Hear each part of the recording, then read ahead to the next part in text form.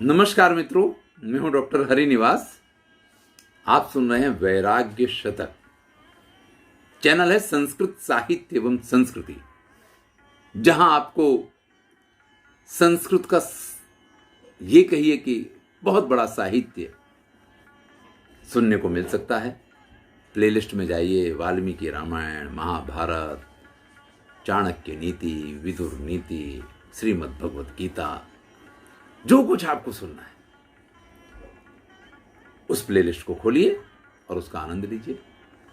विद्यार्थियों के लिए काव्य प्रकाश भी है, साहित्य दर्पण भी है, 10 रूपक भी है, ध्वन्यालोक भी है, जो कठिन कठिन विषय हैं वो भी सब यहां उपस्थित है और साहित्य भी उपलब्ध है। आनंद लीजिए। 24वां श्लोक वैराग्य शतक का।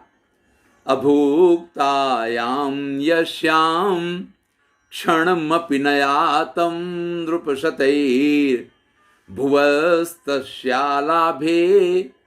क इव बहुमानः क्षितिभुजां तदंसस्याप्यंशे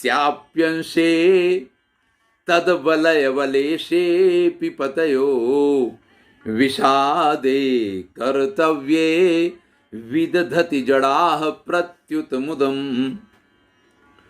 महाकवि भर्तृहरि इस समय राजाओं के पीछे पड़े हैं। पहले इंद्रियों के निग्रह की बात की थी। वो कहते हैं ये जो पृथ्वी है ना, इस पृथ्वी का एक छोटा सा हिस्सा भी कभी ऐसा खाली किसी ने नहीं छोड़ा। कोई ना कोई उसके ऊपर राज्य करता रहा।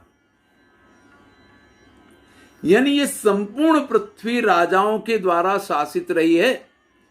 एक साथ 100 या ये कहिए कि हजारों राजा इस पृथ्वी के अधिपति स्वामी बनकर के रहे हैं। कहीं कोई राज्य कर रहा, कहीं कोई राज्य कर रहा, कहीं कोई है, कहीं कोई है।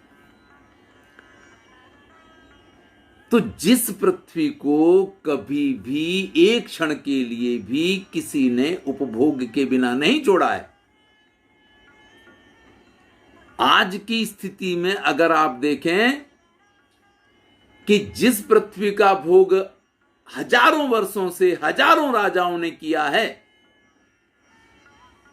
उस पृथ्वी के एक अंश को तद अंशस्यापि अंशे, उस भूमि के अंश के भी अंश, यानी उसके एक भूभाग के भी छोटे से भूभाग को प्राप्त करके, अरे जो खुद को ऐसा समझने लग जाता है पता नहीं क्या।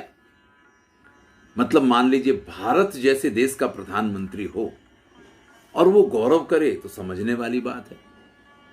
भैया पाकिस्तान का भी प्रधानमंत्री अपना गौरव करता है। चलिए ये तो फिर भी बड़े बड़े देश हैं। भारत का प्रधानमंत्री गौरव करे समझ में आए, भारत का मुख्यमंत्री गौरव करे किसी राज्य का मुख्यमंत्री तो भी समझ में आए कि वो जमीन से 4 इंच ऊंचा चलने लग जाए। अरे उसके जो एमएलए होते हैं वो भी खुद को पता नहीं क्या समझते हैं। और एमएलए की तो बात जाने दो, जो छोटे छोटे से वार्ड में से जीत जाएंगे ना, जिनको पार्षद कहो, या वो भी खुद को पता नहीं क्या समझने लग जाते हैं। तो ऐसे लोगों पे टकोर कर रहे हैं कि विषादे कर्तव्ये विदधति जड़ाः प्रत्युत मुदम्। वास्तविकता तो यह है कि ये दुखी होने की बात है कि जिसका भोग बहुतों ने किया, जो उसका भोग हम कर रहे हैं। इसमें कौन सा आपने तीर मार लिया? वीर भोग्या वसुंधरा है, वीरों ने इसका खूब उपभोग किया। अब अगर आप उसका उपभोग कर रहे हैं तो ये कोई बहुत आनंद की बात नहीं है। और आनंद करें भी तो कुछ ऐसा श्रेष्ठ किया हो तो आनंद करें। ये क्या छोटी छोटी और छोटे से भी छोटी। अब ये तो फिर भी आप कुछ मान लीजिए। सत्ता पाहि काहि मद नाही, ये तुलसीदास ने जो लिखा ना, ये वाक्य बिल्कुल सच है। छोटे के ऊपर हर बड़ा। अगर एक ऑफिस में 4 प्यून हो ना, तो जो नए प्यून आएंगे, पुराना प्यून उनके ऊपर अपना ऑर्डर करेगा। फिर क्लार्क होगा तो वो चारों प्यून के ऊपर ऑर्डर करेगा, उस क्लार्क का बॉस होगा वो उनके ऊपर ऑर्डर करेगा।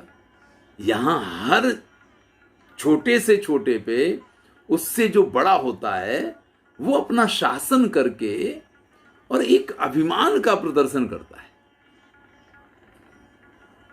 उसको ये पता नहीं है कि उसके ऊपर जो है उसके भी ऊपर कोई है और उसके भी ऊपर कोई है, तो किस चीज का वो अभिमान कर रहा है, किस चीज के लिए वो इस प्रकार से दूसरों के साथ गलत व्यवहार कर रहा है। जीवन में इतना याद रखिए कि यहां कुछ भी ऐसा नहीं है जो आपके द्वारा सृजित हो, जो आपकी अपनी संरचना हो, जो आपका अपना हो, जिसके ऊपर आप अभिमान कर पाए। जो है वो पहले भी था और आप नहीं रहेंगे फिर भी वो बना रहेगा। इसलिए हमें ऐसी किसी भी संपत्ति को पाके, ऐसे किसी भी पद को पा करके बिल्कुल भी अभिमान नहीं करना चाहिए। और जो लोग अभिमान करते हैं उनके लिए महाकवि भरतमुनि ने कह दिया, जड़ाह प्रत्युत मुदम। वो तो जड़ हैं, इसलिए इस प्रकार से अभिमान में डूबे रहते हैं, आनंद में डूबे रहते हैं। धन्यवाद। मैं हूं डॉक्टर हरिनिवास। आनंद लीजिए। संस्कृत साहित्य एवं संस्कृति के चैनल पे आप हैं, यह आपका सौभाग्य है।